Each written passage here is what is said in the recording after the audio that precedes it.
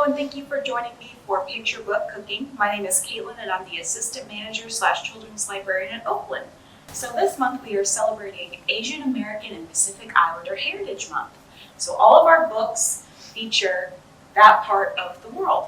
Our first one here is called 𝒊𝒄𝒕𝒖𝒓𝒆 𝩊𝒂𝒂𝒐𝒛𝒊 by Aisha Saeed. And in this one, it's good for preschool, elementary age. It's got a recipe in it. And in this one, Bilal is cooking his dad's famous doll for his friends. The pictures are gorgeous and very colorful.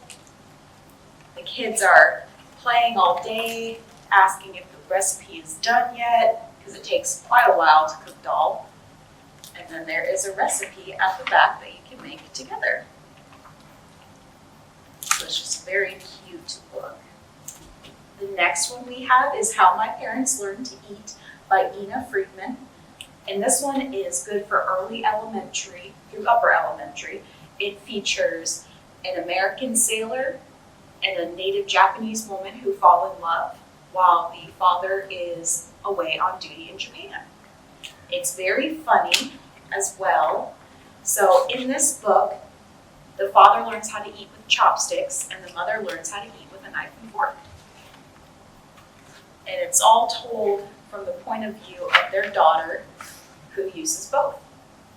So it's just a very cute book about two cultures coming together and creating a family. This one is called Ohana Means Family by Alina Loomis. And in this one, a native Hawaiian family makes poi out of the taro root for their family's luau.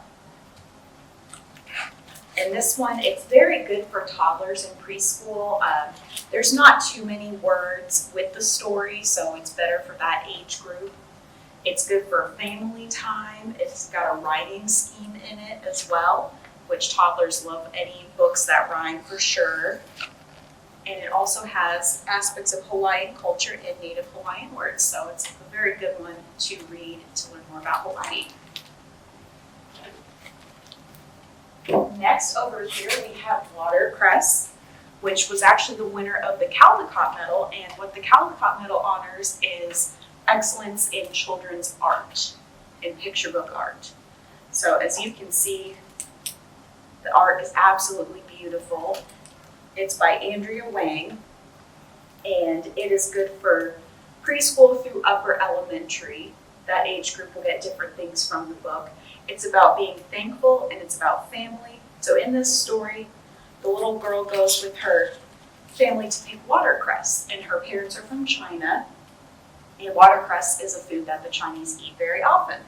So they go into the ditch to pick the watercress, and the little girl is embarrassed about it because she doesn't want to eat the free food. She wants to eat the vegetables at the grocery store like her friends do.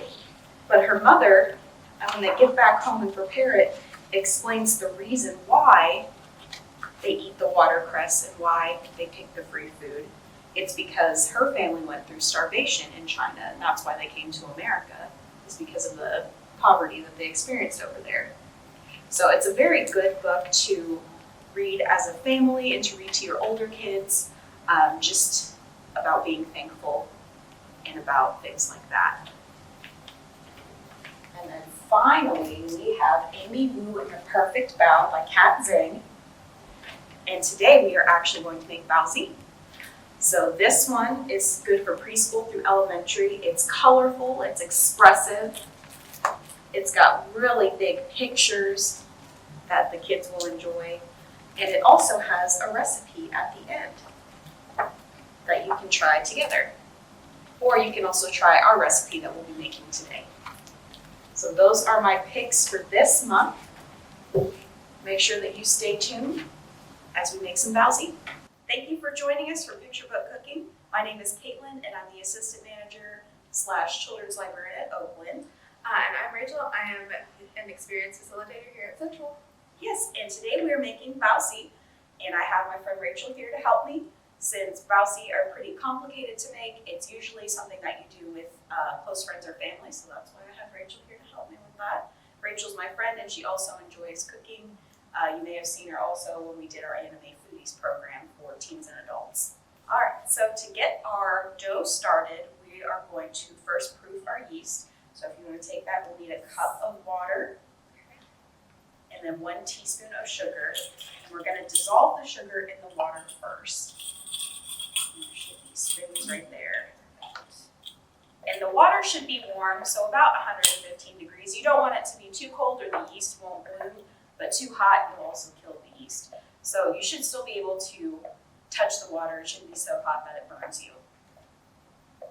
So once that sugar is all dissolved, we're going to do 1 teaspoon of our yeast right into the water.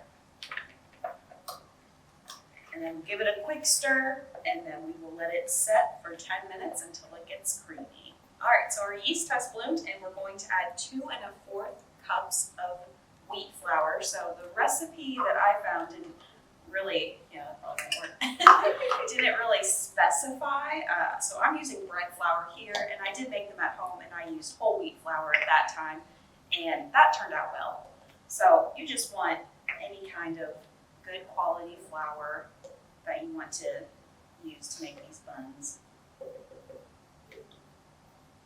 And then once you have added the 2 1/4 cups of flour, you'll mix it in the bowl just until it all incorporates, and then you're going to have to knead it. So you'll turn it out onto a floured surface and knead it for 10 to 15 minutes.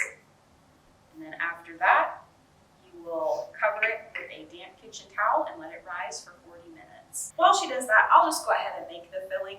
So for our filling, we are going to use 8 ounces of ground pork, so that's about 1/2 pound, or the recipe says 1 cup, also 1/2 pound.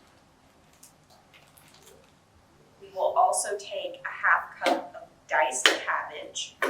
So I already have my cabbage in here diced up, so I'm going to add that in there.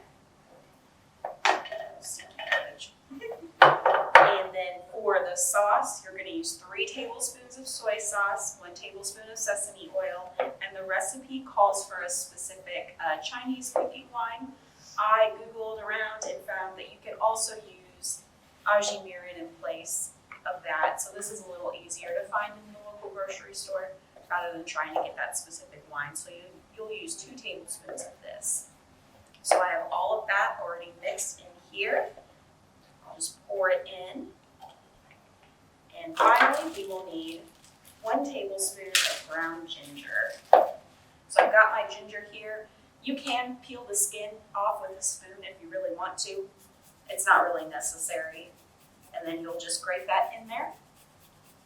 So once we get our dough kneaded and risen, we will start shaping the buns, and we will see you back here later. All right, so our dough has risen for 40 minutes. So what we're going to do is we are going to lay it out on the table and roll it out with the rolling pin into a big oval. I'm going to go ahead and do that. And it might be a little sticky, so make sure you've got your flour out on your surface. So for shaping the buns, you can make it into either 12 to 16 pieces. It just depends on how big you want them to be. So we'll show you this here once we roll it out, how we're going to do this. So just roll it out to a big oval. Definitely make sure you have your flour on there.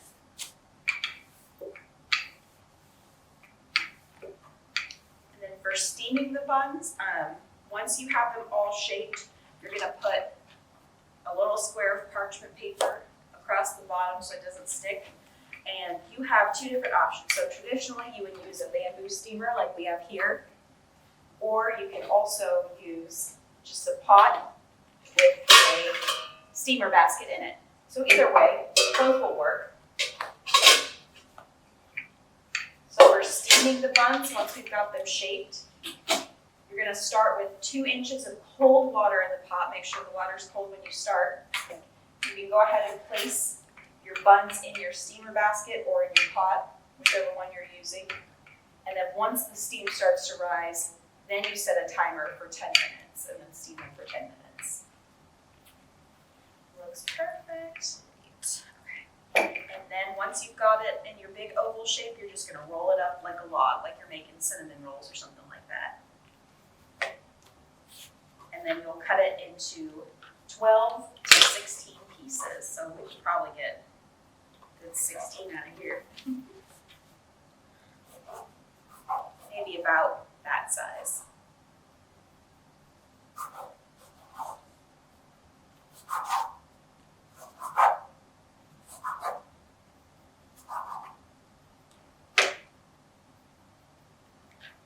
We got 15, all right. So then to make your Baozi, we've got our filling here with the raw pork and the cabbage and all of the sauces. You're just gonna take your dough, roll it into a little circle about the size of your palm. You can stretch it out too a little bit until it's just a nice oval shape.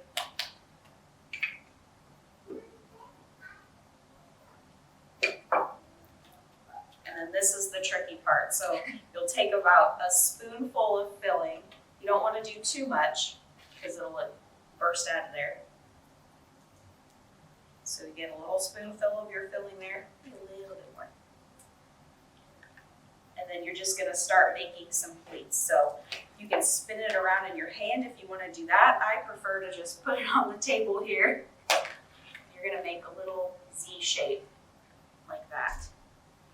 And then as you go around, you'll make little Z pleats all across it. And use your hard way. Use your thumb to push the filling down in there if it starts to peek out. And don't worry if your technique isn't perfect at first. It definitely takes a lot of practice. And then once it gets all closed, there you have it. And then for the parchment paper, you'll just want to put a little square piece on there.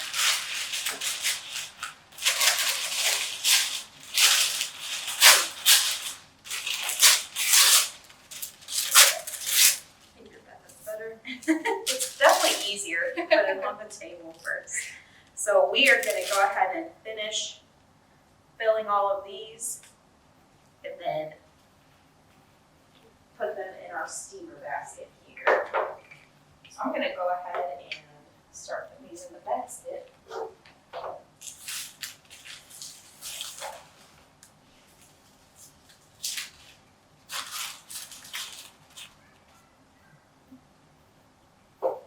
I made mine thin enough. I think that's the problem. Yeah, you don't want it so paper thin that it tears through, but it definitely needs to be a little bit thin. Oh.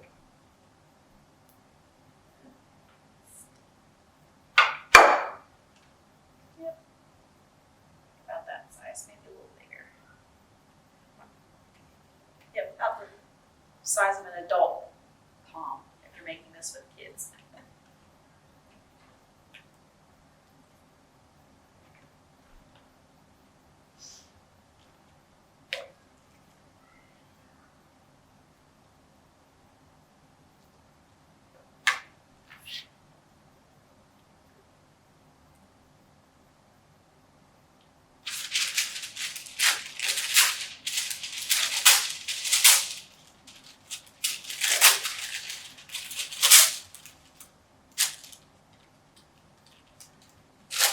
You do want to make sure that they're sealed on the top as best as you can.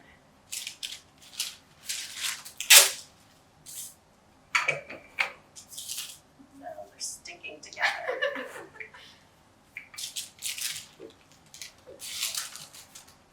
So in the book, Amy Wu and the Perfect Bow, if you do choose to check that out to read before you make your recipe, you'll see in the book they have the whole family gathered together to make these because it's very labor intensive.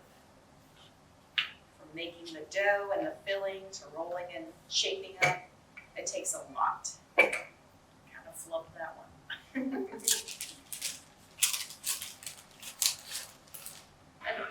there we go.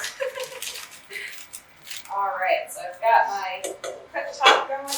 I'll place this over and then place this on top of the pot. And then we won't start the timer until the steam actually starts rising, and you'll cook them for 10 minutes. So we will check back with you when these are done. All right, so our buns are now done. And as you can see, they have swollen up a lot. Be sure to check out all of our videos on Facebook and YouTube at EVP Library. And thank you so much for joining Rachel and I for Picture Book Cooking. Bye.